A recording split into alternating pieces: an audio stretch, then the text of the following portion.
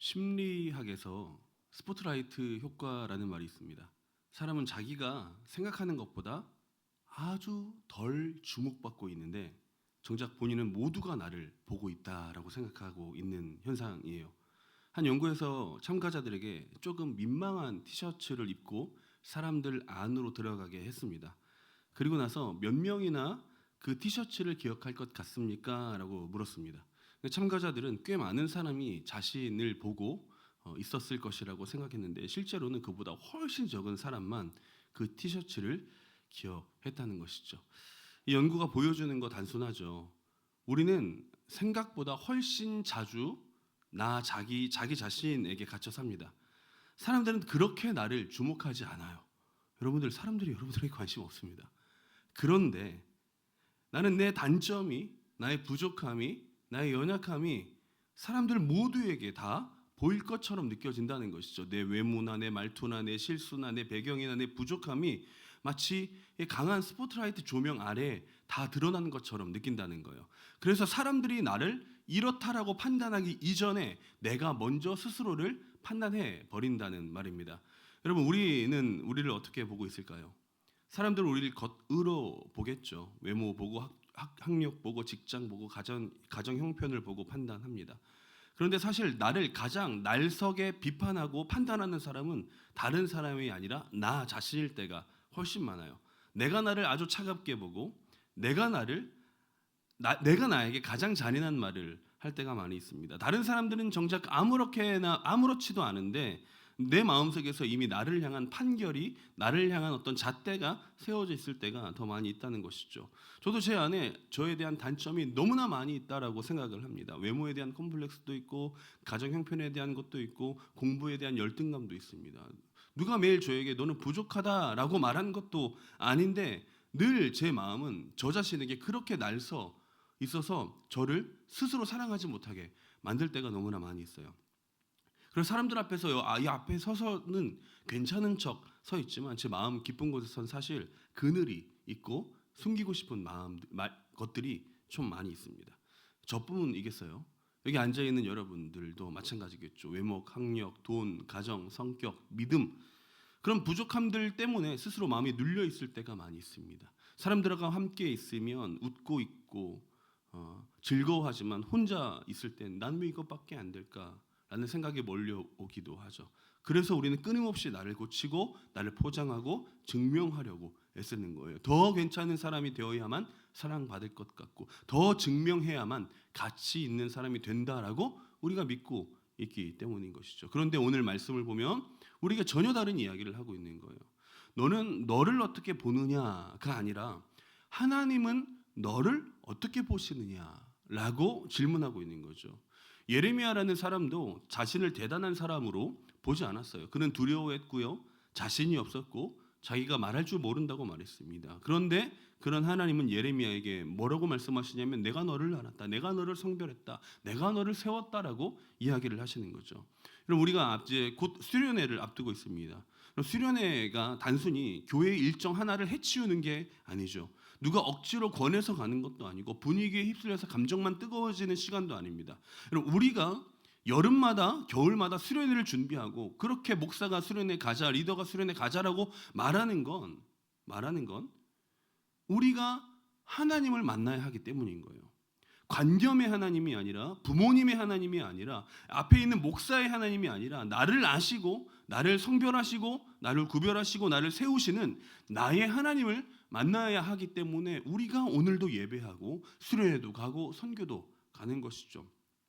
아까 말했듯이 우리는 너무 쉽게 나에 대한 판결을 내립니다. 내 과거를 보고 내 약점을 보고 내 실패를 보고요. 나는 여기까지야라고 스스로 선을 그어버린다는 것이죠. 그런데 하나님은 내 결론에 신경 쓰지 않으시고 먼저 우리에게 말씀하시는 분이세요. 하나님은 우리가 스스로 내가 어떤 사람이기를 아시기 전에 나를 아셨고 우리가 스스로 우리를 어떻다라고 설명하기 전에 우리를 불러주신 거라고요. 오늘 이 말씀 앞에서 내가 나에게 내린 판결보다 먼저 나를 아시고 말씀하시는 하나님의 음성이 우리 귀에 영혼 가운데 들려지기를 주님의 이름으로 축복합니다. 자, 첫 번째 따라합시다. 하나님은 나를 알기 전에 나를 아셨다. 본문 1절을 보면 예레미야를 이렇게 소개합니다. 읽어볼까요? 시작. 베냐민 땅 아나돗의 제사장들 중 hil기야의 아들 예레미야의 말이라. 성경은 예레미야가 어떤 사람인지 소개하면서 예레미야의 출신을 이야기합니다. 베냐민 땅 아나돗 출신이라고 말하는 거죠. 그냥 쉽게 흘러 지나갈 수 있는 말인데 여러분 아주 중요해요. 예레미야에게 너무 무거운 거예요. 여러분 아나돗이라는 땅은 영광스러운 곳이 아니라 몰락과 부끄러움의 기억들이 담겨 있는 장소입니다. 성경 이야기를 좀 해보자면 솔로몬 시대에 아도니아라는 사람이 반역을 일으킵니다. 그리고 그 아도니아에게 제사장 아비아달이라는 사람이 붙어서 같이 반역에 동참하게 돼요. 그런데 그 반역은 실패하게 됩니다. 그래서 솔로몬은 아비아달이라는 제사장을 죽이지는 않았는데 제사장 직분에서 물러나게 하고 귀향을 보내는데 어디로 보내냐면 아나돗이라는 곳으로 보내게 된 거예요. 그러니까 여러분 아나돗이라는 지명은요 단순한 고향의 이름이 아니라 실패, 반역자 어떤 이런 것들의 이미지가 굳어져 있는 장소라는 거예요. 그래서 아나돗 출신이다라는 말은 자랑스러운 배경이 아니라 숨기고 싶은 배경이라는 것이죠. 예레미야는 바로 모든 이스라엘 사람들이 알고 있는 숨겨야만 하는 배신자들이 모여 있는 그런 장소의 출신이다라고 굳이 드러냈다고요. 왜 굳이 드러냈을까요? 우리에게도 이런 아나돗이 있기 때문이에요. 누구는 말하고 싶지 않은 가정사가 있을 수 있어요. 누구는 설명하고 싶지 않은 과거사가 있을 수 있어요. 누구는 들키고 싶지 않은 약점이 있을 수 있다고요. 누구는 가난이 아나돗일 수 있고 누구는 부모와의 관계가 아나돗일 수 있죠. 누구는 실패한 입시나 실패한 직장 문제가 깨어진 관계가 아나돗일 수 있다고요. 다른 사람은 아무도 신경 쓰지 않는 대수롭지 않게 여기는 그런 문제일지는 몰라도 나에게는 오래 남아서 나를 규정하고 내가 어떤 사람인지 증명해내는 것 같은 그런 아나돗이라는 이름이 있을 수 있다는 말입니다. 그런데 하나님은 그 예레미야를 부르실 때 그 출신을 모르고 부르셨을까요? 아니에요. 하나님은 아나돗의 예레미야를 아신 거예요. 그의 가문도 알았고 그의 배경도 알았고 그가 어떤 시선 속에서 살아왔는지 아셨다고요. 하나님은 그 약점과 부끄러움을 모른 채 착각해서 부른 것이 아니라 하나님은 그 예레미야가 어떤 사람인지 어떤 출신인지 어떤 것을 가지고 살아왔는지 다 아심에도 부르신 거예요. 그래서 본문 5절은 하나님께서 이렇게 말씀하시죠. 읽어봅시다. 시작. 내가 너를 모태에 짓기 전에 너를 알았고 내가 배에서 나오기 전에 너를 성별하였고 너를 여러 나라의 선지자로 세웠노라 하시기로. 하나님은 예레미야가 자신을 알기 전부터 그를 아셨어요. 하나님은 사람들이 예레미야를 평가하기 전부터 그를 아셨다고요. 예레미야의 인생은 사람들의 평가로 시작된 것이 아니라 하나님께서 아심으로 시작되었다는 것입니다. 이것이 오늘 우리에게 필요한 말씀 아닐까요? 사랑하는 여러분, 하나님은 우리가 괜찮아 보일 때만, 괜찮은 사람일 때만 우리를 아시는 분이 아니에요. 하나님은 우리가 숨기고 싶은 마음, 부끄러운 과거, 말 못할 두려움, 반복되는 모든 죄 다 아세요. 그런데도 그 하나님은 나를 부르셨다고요. 신앙 생활이라는 건 내가 하나님께 나의 장점을 어필하는 시간이 아닙니다. 신앙 생활은 나를 다 아시는 하나님 앞에 다시 서는 것. 신앙 생활이 이거예요. 그래서 사랑하는 여러분, 우리는 우리의 약점을 가지고 하나님 앞에 나아가는 것 두려워할 필요가 없어요. 내 약점이 하나님 앞에 나아가지 못할 이유가 되지 않습니다. 오히려 하나님 앞에 나아가야 할 이유인 것이죠. 우리는 약점을 고친 뒤에 하나님 앞에 나아가려고 하지만 하나님은 예레미야가 아나돗 출신이 아니게 된 뒤에 부른 게 아니라 아나돗의 예레미야를 그냥 불렀다는 걸 기억해야 됩니다. 사랑하는 여러분, 이번 수련회 여러분들의 아나돗을 숨기는 시간이 아니라 여러분들의 아나돗을 아시는 하나님을 만나는 시간이 되시기를 주님의 이름으로 축복합니다. 여러분 두려워하지 마시고 염려하지 마십시오. 주저하지 마십시오. 하나님께서 우리를 만나 주실 줄 믿습니다. 하나님 예레미야 출신을 아셨고 그 약점을 아셨고 그럼에도 부르셨어요. 그러나 문제는 뭐예요? 우리가 하나님의 부르심 앞에 즉시 반응하지 않는다는 게 문제죠. 하나님이 내가 너를 알아라고 말씀하셔도 우리는 그래도 난 안 돼요 라고 대답할 때가 많이 있습니다. 우리 안에 숨겨져 있는 두려움과 판단들을 다 말씀 앞에서 내려놓기를 바랍니다. 두 번째 따라해 볼까요? 하나님은 부정할 때도 나를 부르신다. 하나님께서 예레미야를 부르셨을 때 예레미야가 어떻게 했을까요? 막 감격했을까요? 아니요. 뭐라고 대답했냐면 6절 한번 읽어볼까요? 시작. 내가 이르되 슬프도소이다. 주 여호와여 보소서 나는 아이라 말할 줄을 알지 못하나이다 하니. 예레미야는 자신이 없었죠. 두려웠어요. 자기는 아직 어리고 말도 잘 못한다라고 생각했습니다. 그래서 하나님이 자신을 부르신다는 사실이 부끄럽기도 하고 당황스러웠을 거예요. 너무 익숙하죠, 우리에겐. 우리 하나님 앞에 우리도 이렇게 자주 말하잖아요. 하나님, 나는 안 돼요. 나는 준비되지 않았어요. 나는 믿음이 약해요. 저는 상처가 많아. 난 과거도 있어요.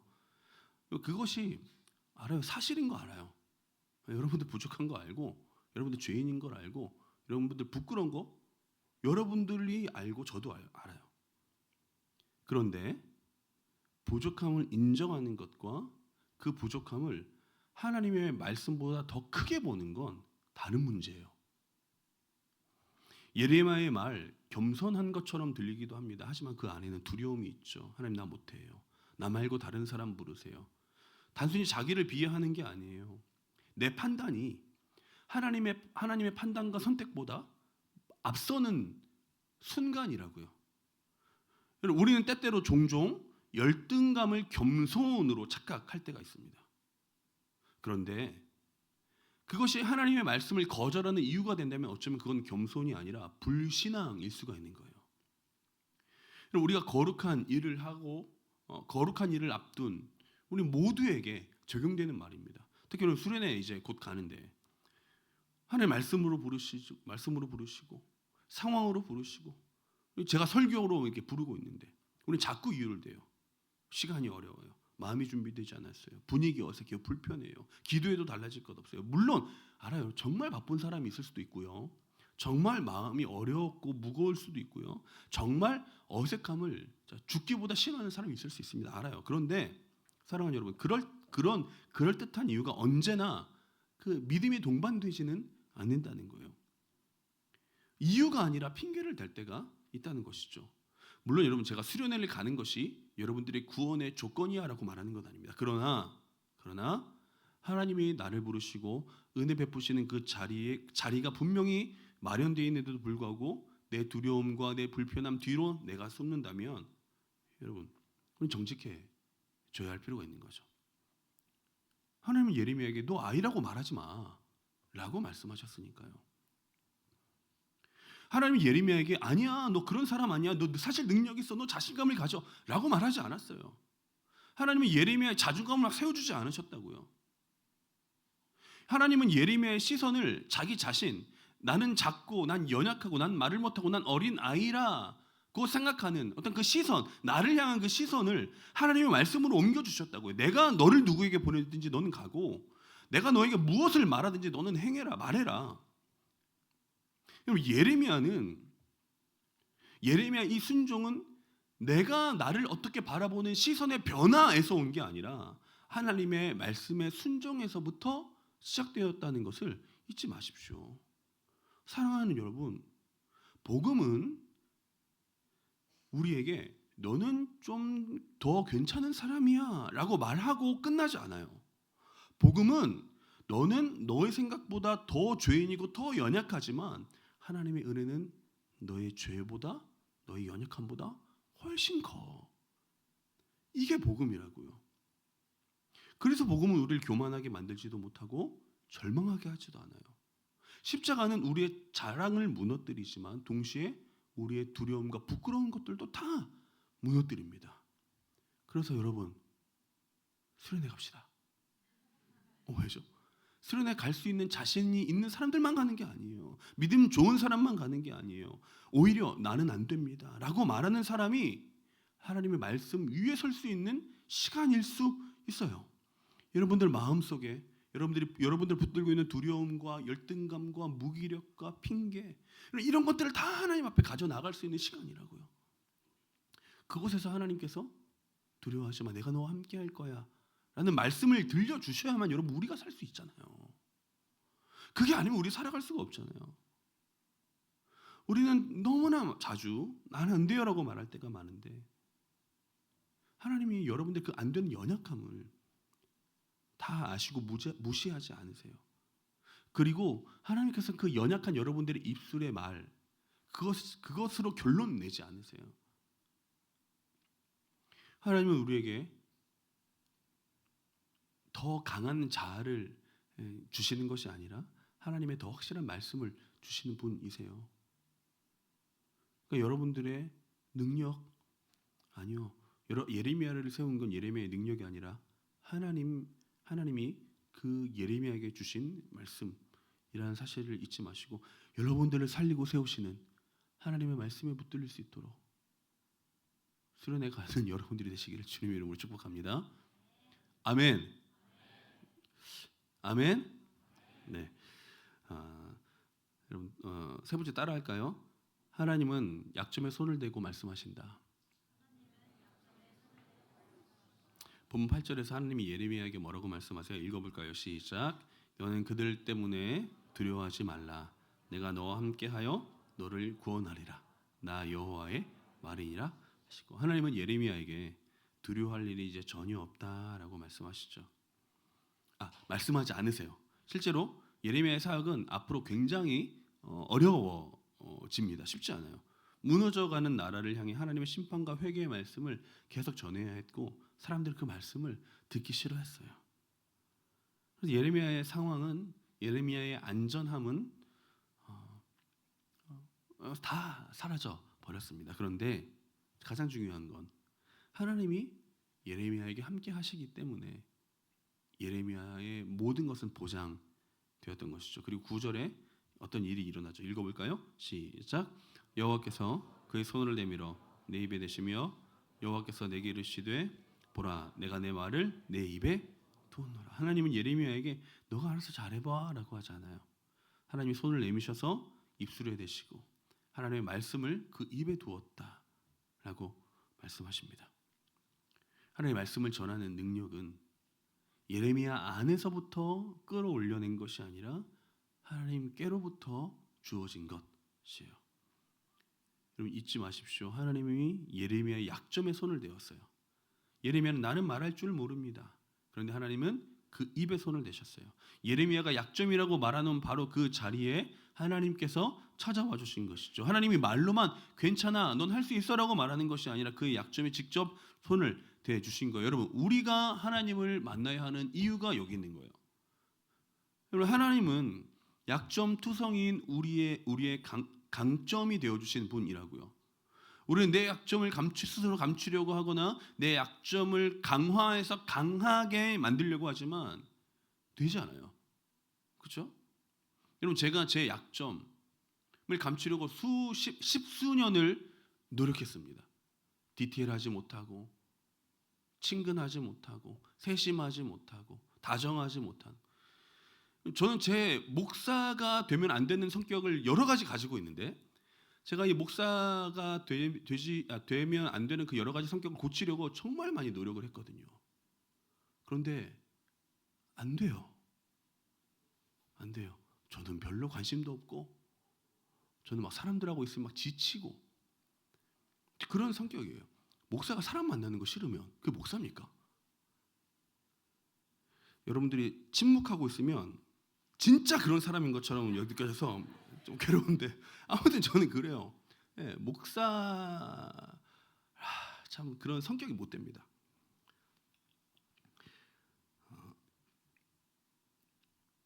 그런데 하나님이 저를 만나주시고 저를 이 자리에 세워주시는 거죠. 약점투성이인 저를 하나님이 만나주셨어요. 그래서 제 성격이 강점이 되는 부분이 있습니다. 저에게 실망해도 전 괜찮아요. 별 관심이 없으니까요. 여러분 반응을 하지 않으면 저 그 정도로 나쁜 사람은 아닌데 좀 과장한 거잖아요. 여러분 반응을 해주셔야 그래서 제가 좀 위안을 얻고 힘을 낼 수 있지 않겠습니까? 오늘 어렵네요. 여러분 하나님 약점 투성이인 우리의 강점이 되어주세요. 우리는 약점을 감추려고 하지만 하나님은 약점의 자리를 찾아오셔서 그것을 강점으로 만들어 주시는 거죠. 하나님 말씀을 주신다는 거예요. 그래서 여러분, 우리가 하나님 앞에 나아가는 건 완벽한 사람들이 하나님 앞에 자신을 증명하기 위하여 나가는 것이 아니라 약한 사람들이 하나님의 손길을 기다리는 것이라는 거죠. 물론 제가 수련회 가면 막 다돼 막 제가 수련회 자체를 믿는 사람은 아니거든요. 장소가 막 우리를 구원하거나 프로그램이 우리를 변화시키지 않아요. 우리를 새롭게 하시는 분은 하나님이시니까요. 그러나 하나님은 때때로 특정한 자리에 특정한 말씀을 통해서 특정한 시간을 통해 우리의 마음을 부르실 때가 있어요. 저는 수련회가 그런 것이라고 생각합니다. 그때 예레미야는 하나님의 크신 하나님을 만나게 돼요. 예레미야 하나님의 말씀을 받은 선지자가 되었습니다. 그리고 더 나아가 예수가 우리에게 찾아오셨어요.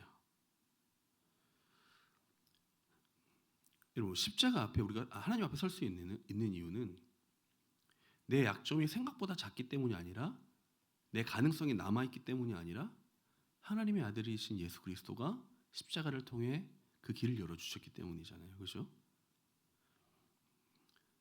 사랑하는 여러분, 복음은 약점을 극복해서 하나님께 쓰임받아라 라고 말하지 않아요. 복음은 그리스도 안에서 이미 붙들린 사람이 되었으니 이제 약점 뒤에 숨을 필요가 없다라고 말하는 거예요. 복음은 더 괜찮은 사람이 되면 하나님이 너를 받아주실 거야 라고 말하는 것이 아니라 그리스도 안에 이미 받아들여졌으니 두려워하지 말고 좀 나와라, 순종해라 라고 말하는 거예요. 그러니 여러분들 수련회로 초대합니다. 분위기를 띄우기 위해서도 아니고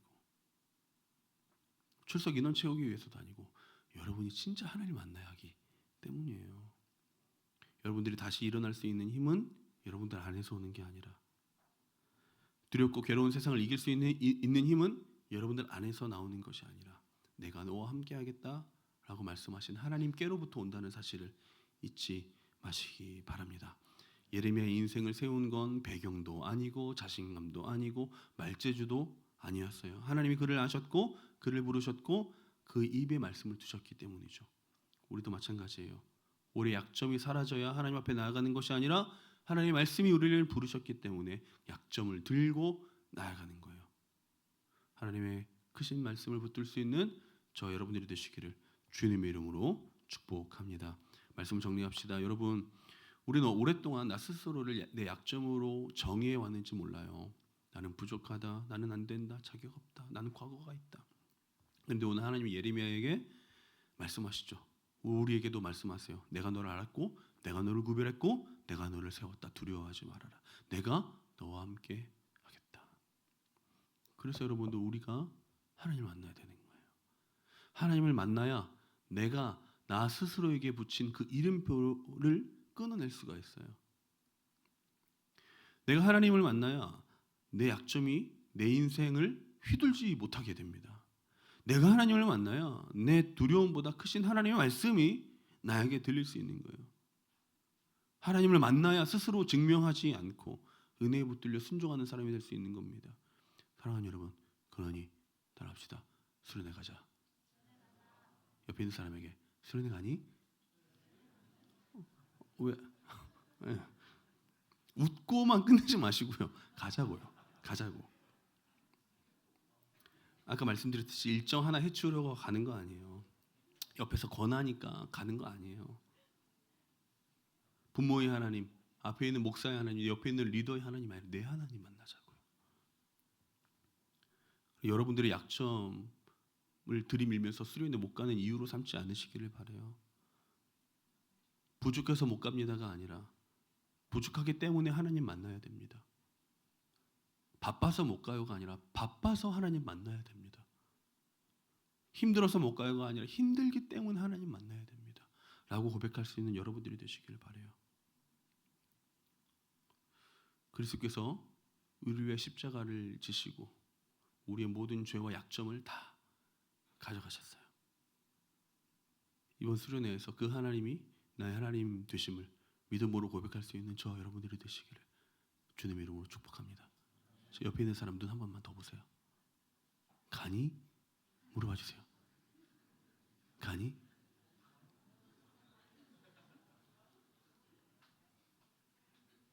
여러분들을 향해 여러분들 자기 자신을 향한 오래된 그런 어떤 결론과 판단을 내려놓고 우리를 새롭게 세우시는 예수님을 만나는 귀한 시간 여러분들이 되시길 주님의 이름으로 축복합니다. 다 같이 찬양합시다.